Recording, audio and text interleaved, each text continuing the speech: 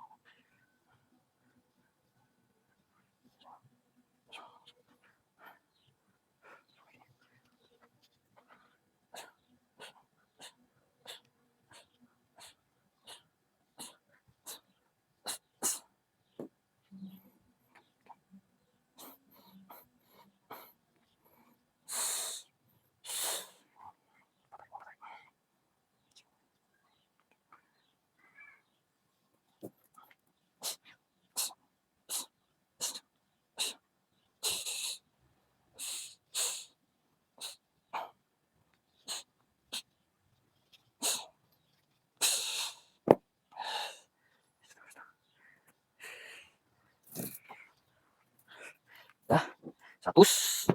Mari kita makan dead hang.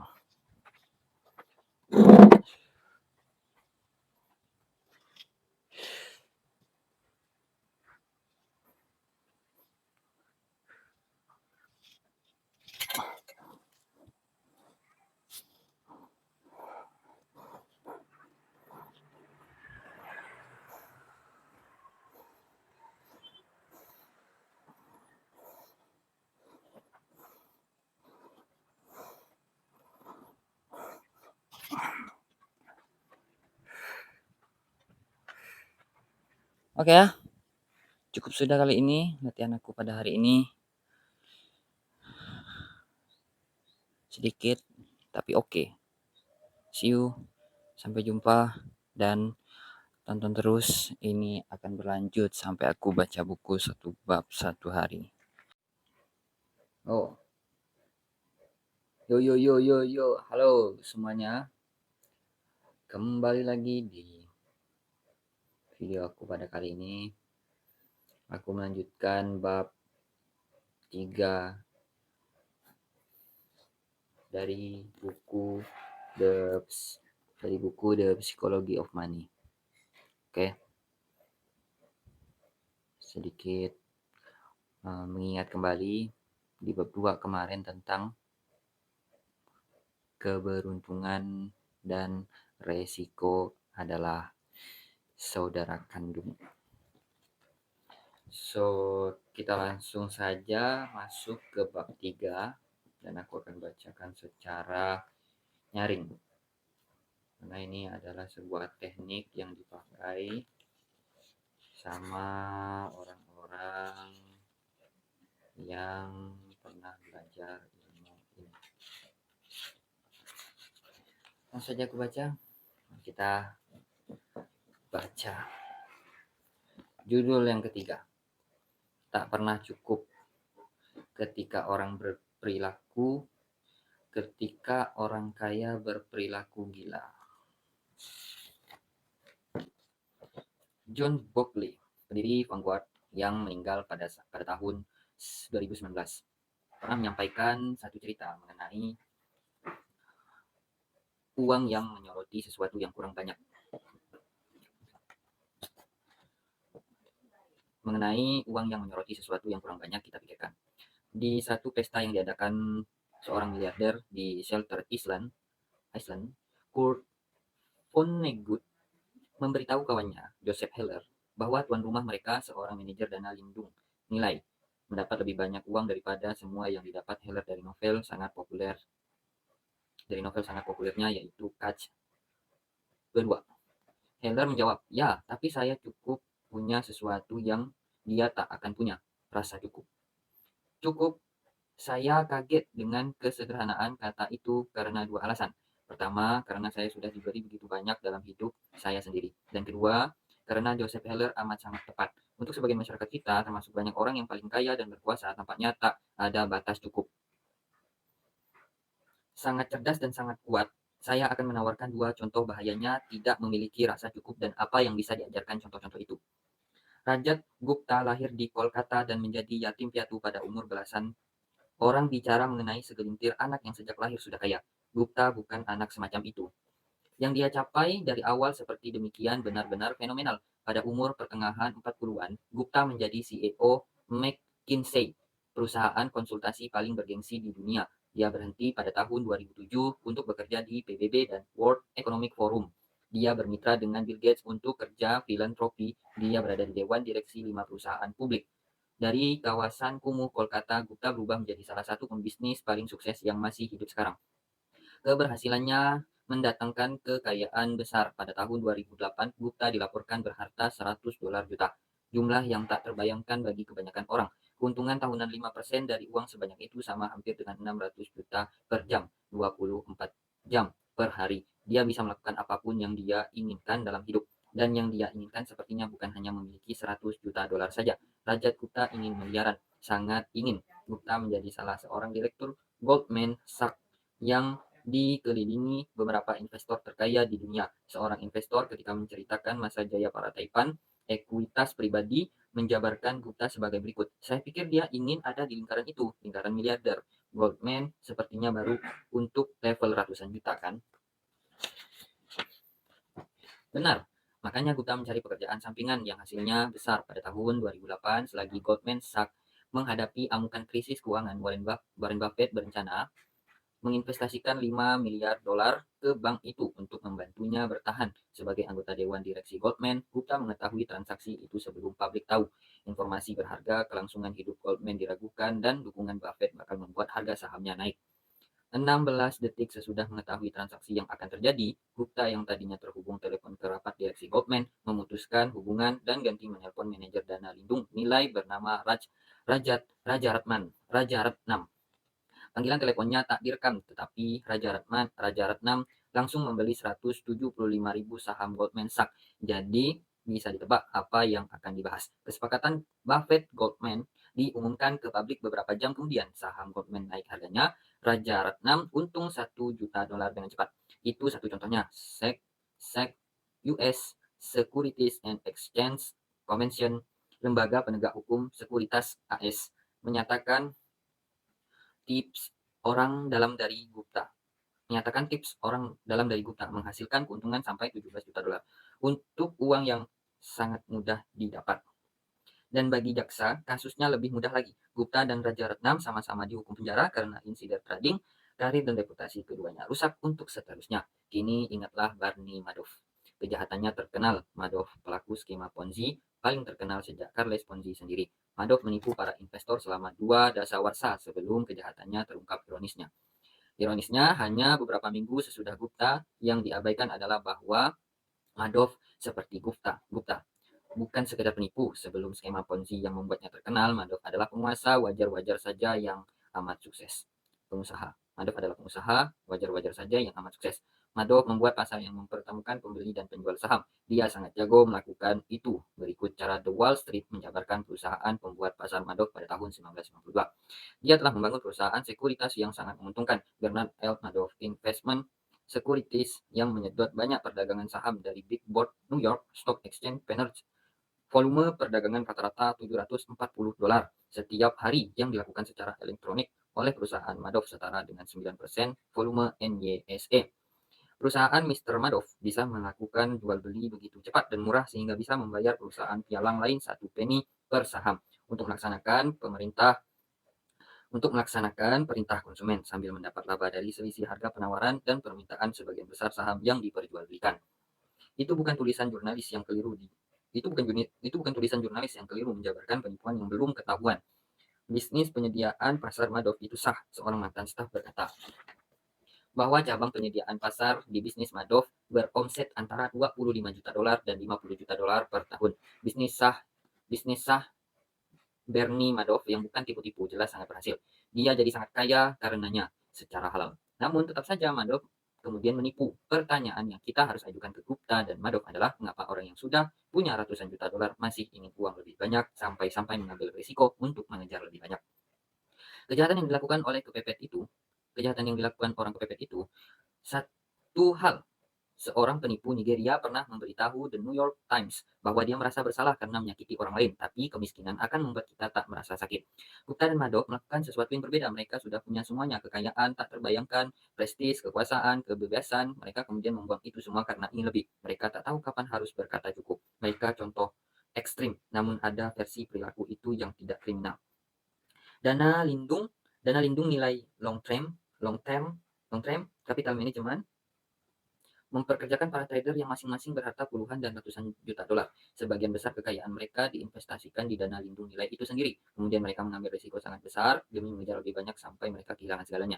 Pada tahun 1998, di tengah pasar bullish terbesar dan ekonomi terkuat dalam sejarah, Warren Buffett belakangan berkata, untuk mencari uang yang mereka tak miliki dan butuhkan, mereka mempertaruhkan apa yang mereka miliki dan butuhkan. Itu bodoh, benar-benar bodoh. Jika Anda mempertaruhkan sesuatu yang penting bagi Anda untuk sesuatu yang tak penting bagi Anda, itu tak masuk akal.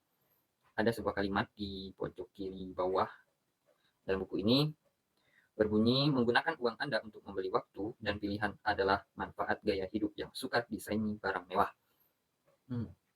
Tak ada alasan untuk mempertaruhkan sesuatu yang Anda miliki dan butuhkan demi apa yang Anda Tak ada alasan untuk mempertaruhkan sesuatu yang Anda miliki dan butuhkan demi apa yang tak Anda miliki dan tak Anda butuhkan. Itu salah satu yang jelas, tapi biasa diabaikan. Sedikit di antara kita yang akan pernah punya 100 juta dolar seperti Gupta dan Madoff. Namun sebagian pembaca buku ini pada suatu saat dalam hidupnya akan mendapat gaji atau punya sejumlah uang yang cukup untuk mendapatkan semua hal yang masuk akal, yang mereka butuhkan, dan banyak yang mereka inginkan. Jika Anda salah seorang di antara mereka, ingat beberapa hal ini. Ingat beberapa hal. 1. Keahlian keuangan tersulit adalah menjaga tiang gawang agar berhenti bergerak. Namun itu salah satu yang paling penting jika harapan naik bersama hasil, tidak ada logikanya untuk mengusahakan lebih karena Anda akan merasakan hal yang sama sesudah berusaha lebih keras. Jadinya berbahaya ketika keinginan merasakan lebih banyak uang, kekuasaan, gengsi, menaikkan ambisi lebih cepat daripada kepuasan. Dalam hal demikian, satu langkah maju mendorong tiang gawang dua langkah ke depan. Anda merasa seolah ketinggalan dan satu-satunya cara mengejar adalah menanggung risiko yang makin lama makin besar. Kapitalisme modern sangat hebat dalam dua hal, menciptakan kekayaan dan menciptakan rasa iri. Barangkali keduanya bergandengan. Ingin mengalahkan sesama bisa menjadi pendorong kerja keras, namun kemudian tak asyik, tak rasa cukup tanpa rasa cukup. Kebahagiaan hanyalah hasil dikurangi harapan, katanya. Yang kedua, perbandingan sosial adalah masalahnya. Pikirkan pemain baseball profesional yang baru mulai berkarir, digaji 500 ribu dolar per tahun. Dia kaya, menurut definisi apapun. Namun, anggap dia bermain di tim yang sama dengan Mike Trout yang punya kontrak 12 tahun senilai 430 juta dolar. Kalau dibandingkan si pemain baru seperti orang miskin, namun pikirkanlah juga Mike Trout 36 juta dolar per tahun adalah uang berjumlah luar biasa besar. Namun agar masuk daftar 10 manajer dana lindung nilai dengan bayaran terbesar pada tahun 2018, kita perlu mendapat setidaknya 340 juta dolar dalam satu tahun. Orang-orang seperti itulah yang dijadikan pembanding pendapatan Truth dan manajer dana lindung nilai yang mendapat 340 juta dolar per tahun. Membandingkan diri dengan 5 manajer dana lindung nilai paling top yang mendapat setidaknya 770 juta dolar pada tahun 2018, para manajer top itu bisa memandang orang seperti Warren Buffett yang harta pribadinya bertambah 3,5 miliar pada tahun 2018. Seseorang seperti Warren Buffett dapat membandingkan dirinya dengan Jeff Bezos yang hartanya bertambah 24 miliar dolar pada tahun 2018. Jumlah pendapatan per menit yang lebih banyak daripada pendapatan si pemain baseball kaya dalam satu tahun penuh. Dalam tanda kutip. Itu. Intinya adalah batas atas perbandingan sosial sangat tinggi, sehingga nyaris tak ada yang akan pernah mencapainya. Artinya itu pertempuran yang tak pernah dimenangkan, atau bahwa satu-satunya cara untuk menang adalah tidak bertarung sejak awal. Menerima bahwa Anda barangkali sudah punya cukup harta, meski itu lebih sedikit daripada yang dimiliki orang di sekeliling Anda. Kawan saya setiap tahun pergi ke Las Vegas. Pada satu tahun, dia bertanya kepada bandar, Anda bermain apa di kasino mana? Si bandar dengan serius menjawab, satu-satunya cara untuk menang di kasino Las Vegas adalah langsung keluar sesudah masuk. Persis begitulah cara kerja permainan mengimbangi kekayaan orang lain. Yang ketiga, cukup. Tidak terlalu sedikit.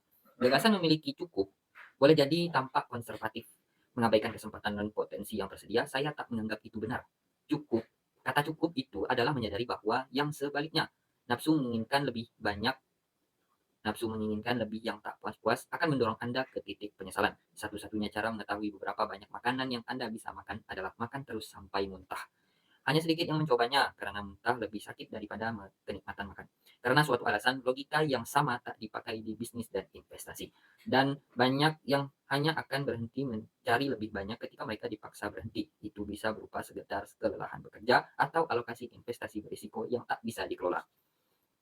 Di ujung lain ada Rajat Gupta Bernie Madoff yang mencuri karena menganggap tiap dolar layak dikejar, apapun konsekuensinya. Apapun itu, ketidakmampuan menolak mengejar potensi uang akhirnya akan merepotkan Anda. Yang keempat, ada banyak hal yang tak pernah layak diusahakan dengan menanggung resiko apapun potensi keuntungannya. Sesudah bebas dari penjara, Raja Gupta memberitahu The New York Times bahwa dia sudah mendapat pelajaran, jangan terlalu terikat ke apapun, reputasi, prestasi, atau apapun. Saya pikir sekarang, pentingkah urusan ini dengan tidak adil menghancurkan reputasi saya. Itu cuma menyusahkan kalau saya sangat terikat ke reputasi saya. Tampaknya itu pelajaran terburuk yang mungkin didapat dari pengalaman kerja Gupta. Dan saya bayangkan itu pembenaran diri seorang yang benar-benar ingin mendapat reputasinya kembali. Tapi sesudah reputasinya sudah hilang untuk segala-galanya dan selamanya, reputasi sangat berharga, kebebasan dan kemerdekaan sangat berharga, keluarga dan kawan sangat berharga, dicintai oleh orang yang Anda inginkan, mencintai Anda sangat berharga. Kebahagiaan sangat berharga, dan cara terbaik Anda menjaga hal-hal itu adalah mengetahui kapan waktunya berhenti mengambil resiko yang bisa mengancam semuanya. Mengetahui kapan cukup, kabar baiknya adalah bahwa alat terhebat untuk membangun rasa cukup sangat sederhana dan tak memerlukan pengambilan resiko yang dapat mengancam hal-hal tadi. Itu bahasan bab berikutnya. Oke, kita udah sampai di bab 4, guys. Ini adalah hari ketiga baca buku The Psychology of Money. Jadi ini di bab 4. Tidak ada spoiler apa yang judulnya, tapi aku akan kasih tanda. Oke, bab 3 tadi tentang tak pernah cukup ketika orang kaya berperilaku gila. Mungkin pesannya adalah itulah, kita harus merasa cukup, pesan hikmahnya. Oke guys, terima kasih banyak udah menonton. Ini adalah video vlog, isinya tentang workout dan riset membaca dengan teknik membaca nyaring. Nah, sekali lagi ada buktinya, ini ada jurnalnya, di mana saya kemarin cari tahu tentang jurnal teknik membaca nyaring. Itu sangat direkomendasikan walaupun untuk anak SD, tapi itu boleh jadi bermanfaat di kalangan usia seperti remaja. Oke, terima kasih. Jangan lupa subscribe, like, komen, dan share video ini sebanyak-banyaknya. Oke, terima kasih.